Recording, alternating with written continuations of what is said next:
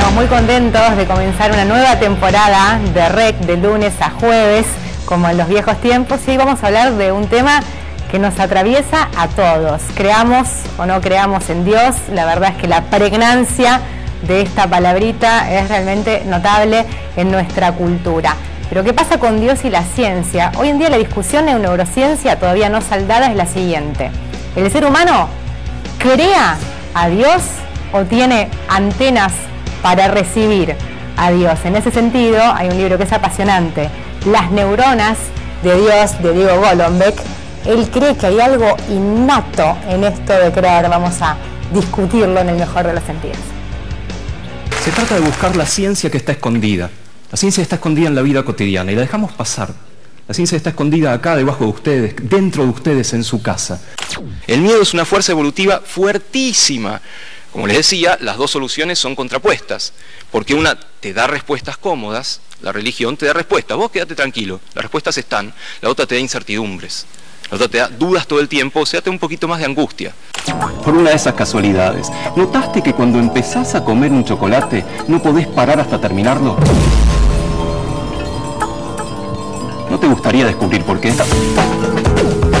Si uno le pregunta a un científico profesional ¿cuándo imaginó que iba a ser científico?, la mayoría contestan hacia los 12 años, o sea, hacia el final de la escuela primaria. Si abandonamos esas vocaciones en germinación, estamos abandonando un material humano precioso que nuestro país necesita, que nuestros países necesitan. Las neuronas de Dios.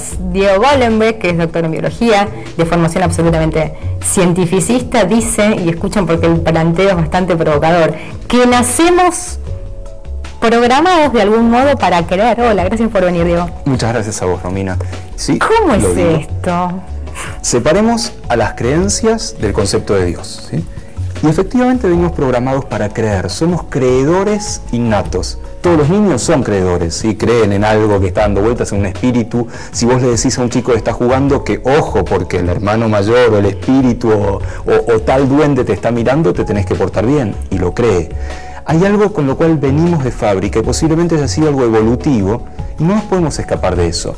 Después vienen las religiones, que son la organización social de esas creencias. Con la religión ya no me meto, pues es un tema cultural, pero la creencia, lo que es la base de esto, yo creo que es biológico. De niños, vos dijiste de niños, es verdad, pero en la adultez uno ya aprende a pasar la zaranda entre lo verosímil y lo inverosímil. De ahí que uno puede ser creyente es otro tema, ¿no? Absolutamente, por eso si es verdad que ser creyente es innato, los no creyentes somos mutantes. Somos mutantes. Aprendimos a no creer. Si lo innato era creer, hay que aprender a descreer. Y lo cual es fascinante realmente, que uno tenga que llegar a ese estado y llevarse bien también con los que creen. Por otra parte pensaba, nos preguntamos mucho por Dios, sí, pero Dios es una creación humana, frente a un montón de interrogantes, de angustias, de ¿quién nos dijo que alguien creó todo esto? ¿Por qué hay que partir de la base de que alguien tiene que haber creado todo esto? ¿Y por qué no entregarnos al misterio? A nuestro cerebro muchos los misterios no les gustan. No. Nosotros me parece que evolucionamos con una cierta angustia frente a lo desconocido, nos da miedo lo que no conocemos. Entonces inventamos dos cosas. Inventamos la ciencia, para tratar de entender un poco más y para darnos preguntas más que respuestas, pero también inventamos la religión para darnos respuestas que nos dejen tranquilos. No te preocupes con la muerte, no te preocupes con esas cosas, hay algo que te va a confortar y a nuestro cerebro eso le encanta, porque somos buscadores de cosas que te conforten, que te den placer, que te den recompensa, y el concepto de Dios es uno de esos. Hay una parte, es todo el libro muy interesante, pero hay una parte que refleja el cerebro, determinada zona de la neurotransmisión y del ADN de un creyente en relación con un no creyente, y de verdad que hay componentes de la cadena que son diferentes. ¿Esto es así?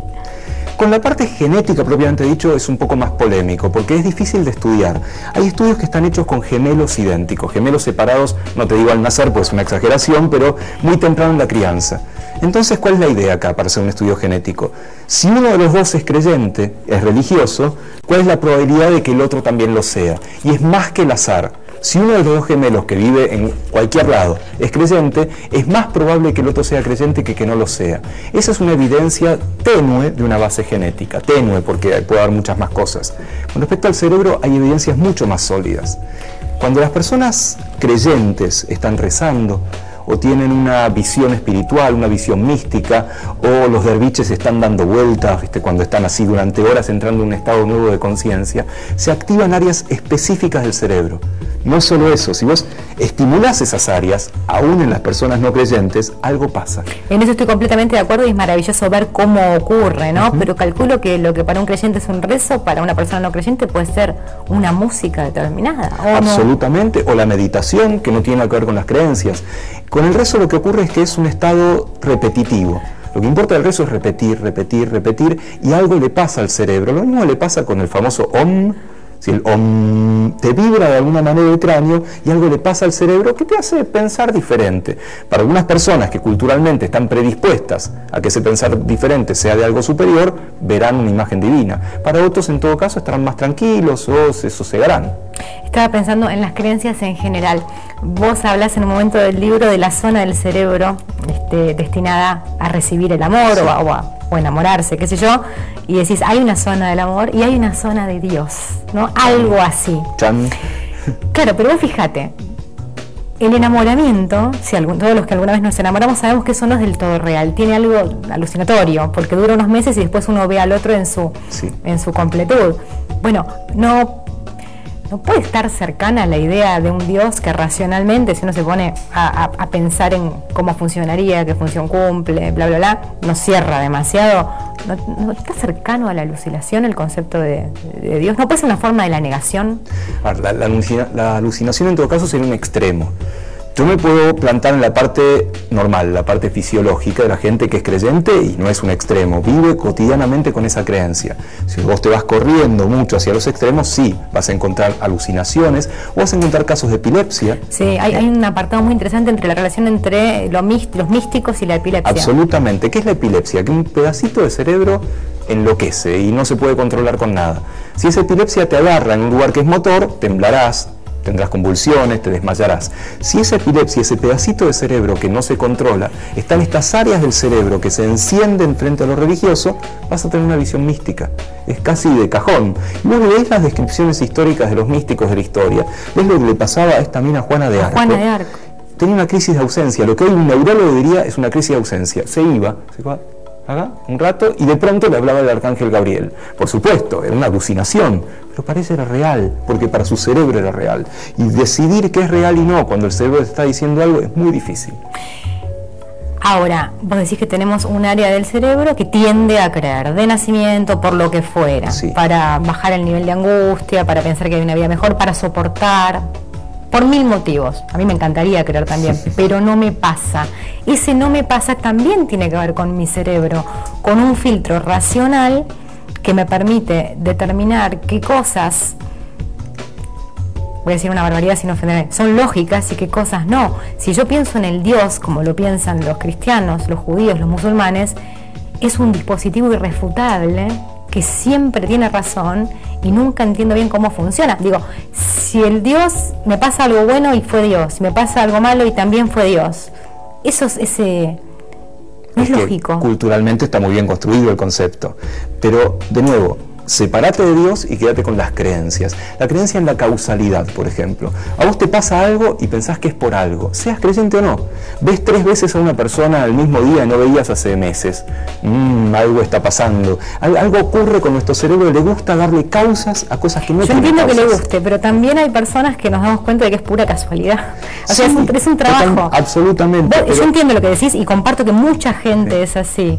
A veces es difícil darse cuenta de que no hay un plan maestro. Sí. Pero ahí está la inteligencia de los horóscopos, la inteligencia de I Ching, que vos lo abrís en cualquier página y es tan amplio que vos te vas a identificar de cierta manera y después retrospectivamente vas a pensar que hubo una relación causal entre lo que leíste y lo que pasó. Y al mismo tiempo también es cierto que a Dios lo utilizamos aún los no creyentes. Dios, por favor, que me crezca el pelo, por favor. Lo que sea. Y que sí es cierto que incluso los agnósticos o ateos en momentos en un avión, si hay turbulencia, vas a decir, si me equivoqué y existía, por favor, hacete cargo. De nuevo, eso es cultural, el concepto de Dios es cultural. Pero todo el fenómeno de creer en algo seguramente lo adquirimos a lo largo de la evolución. Yo me imagino una escena primitiva en la cual un prehistórico, un humano, un homínido en todo caso primitivo, estaba experimentando algo muy terrible. Había fuego, había una tormenta, había mucho viento, y el tipo tenía dos posibilidades: o decir, no es nada, es una tormenta, es el viento, yo me rajo, o me quedo acá lo más pancho. El otro podía decir, esto es una señal de algo divino, yo me voy corriendo. Y bueno, el que se fue corriendo se salvó. El otro por ahí quedó abajo de un árbol o lo pisó un mamut. Por lo tanto, quedó en la cultura esto de que más vale creer por las dudas, creer en algo sobrenatural. Además de que te quita un poco de angustia por las preguntas que tenés, por ahí hasta te salva la vida el salir corriendo. Y eso puede haber sido un poco el origen de algo que se fue perpetuando en la especie. Es muy interesante lo que decís y probablemente funcionó así durante mucho tiempo. Sin embargo, una de las frases que vos citás, el libro es muy interesante porque tiene además citas a películas, autores, ¿no? Vos citás a Marx en un momento respecto de la religión como opio de los pueblos. ¿Hasta dónde es adaptativo pensar que hay un ser supraempírico que está rigiendo, controlando esto que sucede acá, en la medida en que no nos terminamos de hacer cargo de nuestro propio rol en la historia, ¿no? A ver, hay varias cosas que decir a eso. En principio, hay una razón estadística. Ya el hecho de que entre el 80 y el 90% de la gente se asuma creyente, se asuma religiosa, las cifras son muy fuertes. Te está diciendo que no debe ser solamente cultural, porque si no, no sería tan amplio y tan distribuido geográficamente, tan desparramado a lo largo de la historia incluso. Pero a ver, yo pensé en eso. Sí. El tabú de incesto tampoco es genético hasta donde yo sé. Hay un trabajo, creo que de Lévi-Strauss o de Lévi-Strauss, está absolutamente extendido a todas las culturas. En algún grado todas las culturas tienen tabú de incesto. Y no es genético, y es muy fuerte, y la pregnancia es muy fuerte. Separemos lo genético de cómo viene cableado nuestro cerebro, lo que fuera. En la mayoría de los animales existe el tabú de incesto porque genéticamente es contraproducente. En los animales sí. Los animales también, por lo tanto hay algo que nos viene de fábrica también con esto, por más que después nos lo machacan culturalmente. Pero más allá de esta cuestión estadística, ¿sí? El 90% de la gente, si vos haces unas encuestas que ahora están muy de moda en la psicología, ahora se inventaron índices de felicidad, ¿sí? Son relativos. Uno podría decir que mira el índice de felicidad y el país que da más alto de todos es Bután. ¿Qué hacen los butaneses, los butánicos? ¿Qué hacen para ser tan felices? Y bueno, de cualquier manera, más allá de eso, si vos haces el índice, a los creyentes sistemáticamente les da más alto. Es cierto eso. ¿Sí? De nuevo, uno lo puede explicar, está bien, si vos tenés respuestas a tus preguntas que te angustian, ibas a estar un poquito más contento. Está todo bien, sí, hay un Dios que va a hacer cosas, o mi comunidad me va a ayudar, que eso también es una razón de la religión. La religión también hace que las comunidades tengan mayor cohesión. Es verdad, eso está planteado en el libro, y sin embargo, si a esta altura del partido no podemos ser buena gente, porque sí, y tenemos que pensar en un Dios castigador y omnipresente, en el que creer de manera utilitaria, estamos realmente mal. Hay varios estudios sobre eso, es la cuestión de la moral, ¿no? La moral no sé si innata o no sé si aprendida por un sistema religioso. ¿Vos decís que hay algo innato en la moral? Hay las dos cosas, hay seguro que hay las dos cosas. Nosotros somos dos cosas, somos lo que traemos de fábrica y lo que hacemos con eso, o sea, lo genético y lo ambiental.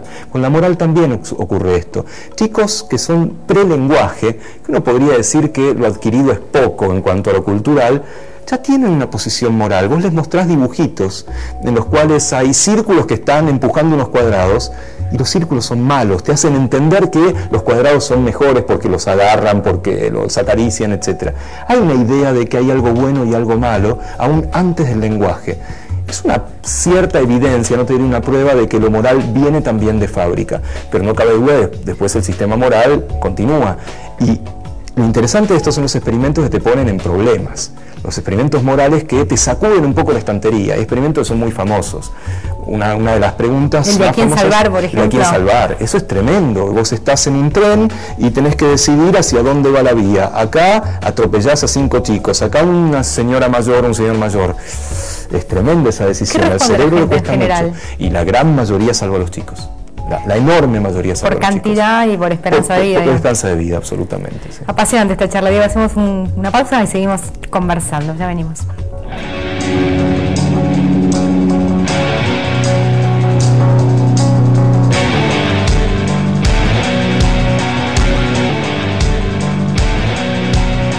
Las neuronas de Dios, el último libro de Diego Golombek, que desde la ciencia dice que hay una base biológica para la creencia y que nosotros los ateos somos mutantes. ¿Algo así? Algo así, que aprendemos a no creer. Sí. Que aprendemos a no creer. Se aprende en la vida a no creer también, ¿eh? ¿En cuántas cosas uno creía y la experiencia le demostró que, bueno, por ahí había que poner algún reparo? Sí, y lo sobrenatural por ahí lo podemos meter en la misma bolsa. Uno creía en un montón de cosas y fue aprendiendo a los tumbos. Con lo sobrenatural posiblemente pasa lo mismo. Cuando vos de pronto empezás a buscar evidencias de las cosas, te vuelves un poquito científico en tu vida diaria, la verdad que las creencias no tienen evidencia, se basan en otra cosa, se basan en la fe, que es incuestionable, mientras que la ciencia se basa en la evidencia, y ahí no pueden estar juntas, necesariamente tienen que chocar, uno elige uno u otro camino. En un momento del libro, casi si al final vos contás de tu experiencia con la ayahuasca para buscar a Dios. Contame eso, por favor. No lo encontraste, adelanto. No lo encontré, pero la pasé bien. Vos hablabas hace un rato de la religión como el opio de los pueblos, la famosa frase de Marx. Bueno, yo la tomé literalmente, ¿no? Si efectivamente hay un área del cerebro que responde a lo sobrenatural, la creencia, las charlas entre las neuronas son charlas químicas, son palabras químicas, toma la voz, dámela a mí, y se modifican por drogas. Lo que hacen las drogas es que hay algún receptor en las neuronas que modifica la actividad y la charla, los circuitos entre estas neuronas. Y entre estas drogas están las más conocidas, las recreativas, etcétera, y algunas que específicamente parecen dar respuestas espirituales. Está el peyote, el del famoso de las enseñanzas de Don Juan que hay en México, la ayahuasca y varios otros que están dando vueltas. La ayahuasca es una droga muy compleja, formada por varios componentes, que afecta a sistemas muy específicos del cerebro. Entendiendo uno que tiene que ver con una palabra química que usan las neuronas que se llama serotonina. Serotonina tiene que ver con muchas cosas, con el estado de ánimo, con la depresión, con las alucinaciones en casos patológicos, y la ayahuasca modifica cómo se metaboliza, cómo actúa esta serotonina. Entonces, muchas de las personas que toman ayahuasca después refieren haber tenido una experiencia espiritual, haber visto a Dios o a su Dios personal en todo caso. Es fascinante la experiencia realmente, pero lo que te enseña un poco es que el tipo de visión que vos vayas a tener depende muchísimo del contexto. En una sesión de este tipo de fármacos y varios otros, el contexto es extremadamente religioso, extremadamente comunitario. Hay cantos devocionales, hay rituales, hay danzas, hay gente muy compenetrada con esto, por lo tanto es lógico que frente a un fármaco que activa el sistema de visiones del cerebro, esa gente vea una visión religiosa, una visión espiritual. A mí no me pasó, pero sentí algo, una comunión con la gente que había alrededor, que posiblemente sí estaba viendo a Dios y me da un poquito de envidia. Pero no lo encontrás, tanto buscarlo y no lo encontrás. No lo encontré, pero al menos entendí un poco cómo era esto, de que el circuito se modificaba y te hacía ver distinto al mundo. Habíamos quedado en charlar un poquitito el tema de lo teleológico de la religión, ¿no? Del fin moral, la relación vinculada con una serie de normas, con el bien y el mal, con cierta recompensa si uno hace las cosas bien, y tal vez en ese sentido de algún modo funcione, o vos planteás que funciona como un dispositivo que hace mejor a la sociedad, ¿no? Porque hay reglas, pero el mundo es un lugar horrible y la mayor parte de la gente es creyente. Es cierto, pero las reglas de las tres religiones monoteístas son parecidas, son reglas de seamos buenos, después se hacen desastres en función de esas reglas o incumpliéndolas. Pero las reglas de las religiones, además de un montón de preceptos higiénicos, todas las reglas de la religión judía que tienen que ver con qué comer o qué no comer, o la religión musulmana, qué comer y cuándo, seguramente se basaron en alguna epidemia de algo. Lo mismo de haber pasado con la moral, había que organizarse de alguna manera. Y bueno, ahí cayó la religión con una serie de preceptos más o menos pensados y más o menos cumplidos. Bueno, hay un ejemplo que vos ponés que a mí me llamó muchísimo la atención, que es el de los portadores de HIV y su relación con el preservativo en dos grupos, los creyentes y los no creyentes. Contalo vos porque es impactante. No, es absolutamente impactante porque, digamos, está clarísimo que si se populariza el uso del preservativo, van a disminuir muchísimo los niveles de HIV. Vendrán infectados por otro lado. Y efectivamente, los creyentes y los no creyentes se dividen en cuanto a el uso o no uso. Los creyentes tienden a no usar, justamente, porque, bueno, justamente es algo que no viene permitido por la religión, etcétera, etcétera. Entonces, ahí entras en un conflicto, no estás protegiéndote a vos mismo ni a otra gente, que también es la base de la religión. Y sin embargo, en los grupos estudiados, portadores de HIV católicos usaban más preservativo que los no creyentes. Los portadores sí, yo me refería a las personas claro, en cuanto a pesar de que lo prohíbe la Iglesia, exactamente, ¿no? Sí, los portadores de los de la Iglesia tendían a utilizar mucho más. ¿Por qué? Porque hay que cuidar al resto, una situación de comunión con el resto, lo cual es fuerte también, te da una señal de que la religión tiene ese grado de organización por el resto, por la comunidad, que tal vez la no religión le cuesta más tenerla, no es que no la tenga. Esa es una gran pregunta. ¿Somos intrínsecamente buena gente o somos un desastre? Uno mira al mundo y tiende a decir somos un desastre, ¿no? Pero al mismo tiempo hay otros análisis. Hay un libro de hace muy poquito de un lingüista maravilloso, se llama Steven Pinker, que se llama Los buenos ángeles de nuestro comportamiento. Y él demuestra cómo a lo largo de la historia nos volvimos más buenos. En el sentido de que ahora torturar no es algo de todos los días. Pegarle a los chicos en la escuela está prohibido y nadie lo hace. Hay menos guerras, sigue habiendo guerras y es un desastre. No se discrimina a los negros, sí. Las mujeres tienen otro lugar. Exactamente, como que hemos evolucionado mucho hacia una sociedad mejor, aunque no lo parezca. Porque uno ¿qué hace? Lee el diario y lee policiales o lee los partes de guerra y piensa somos lo peor que hay y nunca vamos a aprender. Pero si vos te escapás un poquito de tu época y mirás con un prisma un poco mayor, estamos siendo un poco mejores. Y la religión en todo caso se ha mantenido, no es que ha aumentado, en todo caso está en un plató, no es que siga aumentando hasta que todos seamos religiosos. El porcentaje en Argentina es altísimo, ¿no? Es altísimo, hay estudios de la Facultad de Sociología, de Fortunato Marimachi y varios otros, que anda también por el orden del 80%. Es altísimo. ¿Sí? Creyentes, no necesariamente profesen una religión. No. Los que profesan la religión están más en el 50 y pico, 60%, que es igual altísimo, pero 80% de creyentes en un país que todavía tiene diferencias sociales muy grandes, con lo cual es para ponerse a pensar esto. Hablando de lo social, vos en un momento también mencionás un dato que es la creencia de acuerdo con clases sociales. No varía tanto, ¿eh? No es que los pobres creen. Exactamente, y los uno ricos... pensaría que las personas que menos tienen creen más porque es una forma de poner en otro las necesidades que uno tiene. Por favor, necesito esto, lo otro. Pero no, efectivamente en las encuestas el porcentaje de creyentes es muy similar en los distintos estratos sociales. O sea, es que la última pregunta que hago siempre, no te la voy a hacer igual, pero no tiene tanta sorpresa porque es si crees en Dios, la primera parte. Ahí ya tenés respuesta, ¿no? No, y la segunda es un ejercicio de la imaginación. Supongamos que te equivocaste, porque como científico también te puedes haber equivocado. Existía Dios, el Dios castigador, el Dios... Sí. ¿Qué le dirías el día que te lo encuentres? Te descubrimos. Y la otra pregunta, hablando de que no tiene que ver con Dios, sino con las creencias, para terminar. Sí. Todo es verdad, pero hoy la derecha creemos en algo que no se puede demostrar científicamente. ¿Cuál es tu creencia?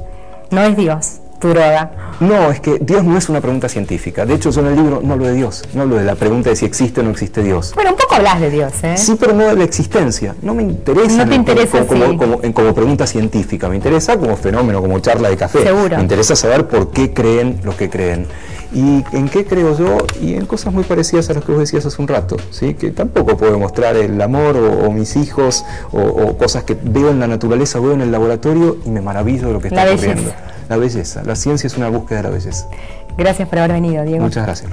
Esta es la nueva temporada de REC y quiero hacer algunos agradecimientos a ustedes, como siempre, por estar del otro lado, a Sebastián Ferreira y Fabián Gijón de la gerencia del canal y de noticias, a Guille Tahuada, Eva Mozo y Juan Gripaldi de Promos, a Claudio Santi Esteban, María del Carmen Canosa y Nadia Schairer de Archivo, a Diego Reyoso, Hernán Vidal, Hernán Gauna, Leandro Sánchez Cosi, Nicolás García de edición, de producción a Caro Bruni, a Emanuel Soto, a Sebastián Cazón y a Mati Boela.